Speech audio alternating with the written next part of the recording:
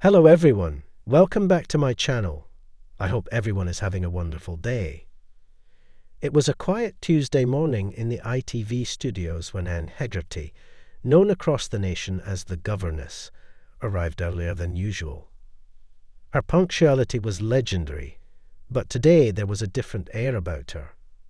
The crew, ever respectful, greeted her with their usual smiles, but Anne offered only a gentle nod, her expression unreadable.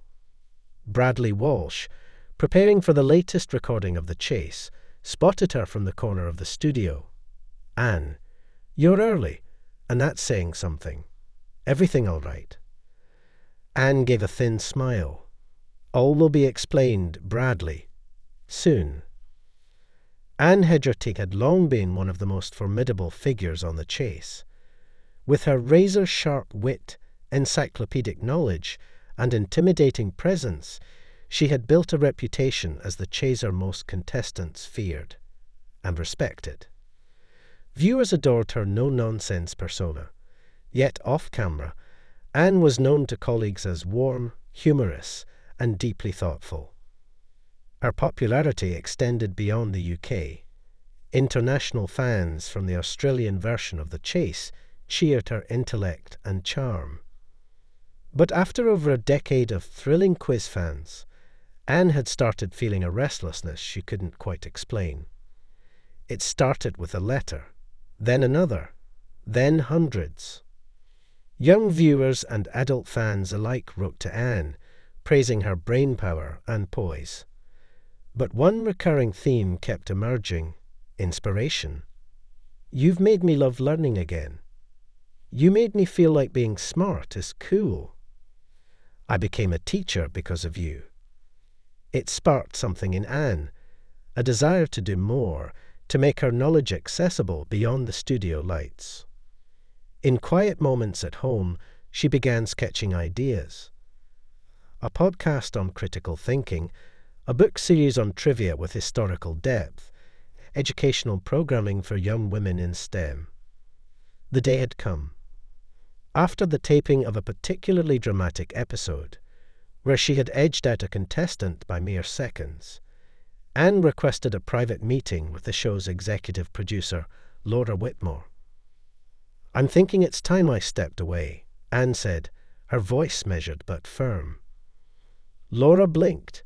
"From The Chase? Anne, you're part of the show's soul." Anne nodded. "Which is why this isn't easy. But I want to start something new. I've got ideas, big ones, and I need the time to bring them to life." Back in the green room, Anne gathered her fellow chasers: Mark Labbett, Sean Wallace, Paul Sinha, Dara Ennis, and Jenny Ryan. Bradley was already there, his expression somber as if he sensed what was coming. "Everyone," Anne began, her voice calm, "I've decided this will be my final season on The Chase." Gasps, stunned silence, and finally Paul Sinha broke it with, "Are you ill?" Anne chuckled. "No, quite the opposite.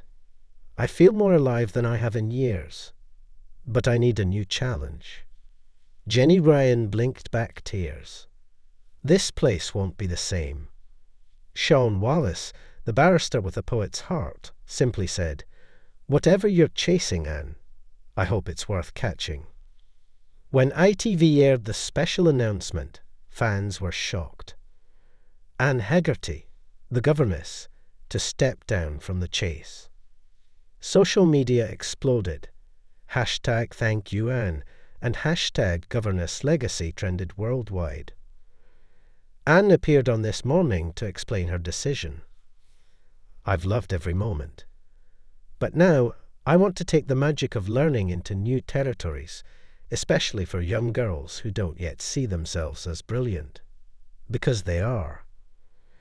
Anne launched The Thinking Woman, a multi-platform initiative including a podcast, documentary series, and an educational YouTube channel. Collaborating with historians, scientists, and educators, she created content that made trivia captivating and empowering. Her podcast episodes, ranging from The Secret Life of Bananas to Mathematics and the Moon, quickly topped charts. The first book in her trivia series, Smart is the New Bold, became a bestseller. ITV dedicated a 2-hour primetime special, The Governess, Final Chase. Anne faced off against 5 returning champions. It was brutal, exhilarating, emotional. She won. Bradley hugged her. "You'll always be the queen of the chase." Anne smiled. "And I'll always be chasing something." A scholarship in Anne's name was created for underprivileged girls pursuing education in history or science. Schools began inviting her to speak. Children lined up to get her autograph, not as a TV star, but as a mentor. A year after her departure, Anne was interviewed by BBC's Harp Talk. "Do you miss the chase?" She smiled. "Every day. But I've always believed answers are important, not just for quiz shows, but for life. And sometimes the bravest answer is to say goodbye to comfort and hello to challenge." The interview ended. Anne stood, adjusted her blazer, and walked out into the London rain, confident, free, and still, always the governess.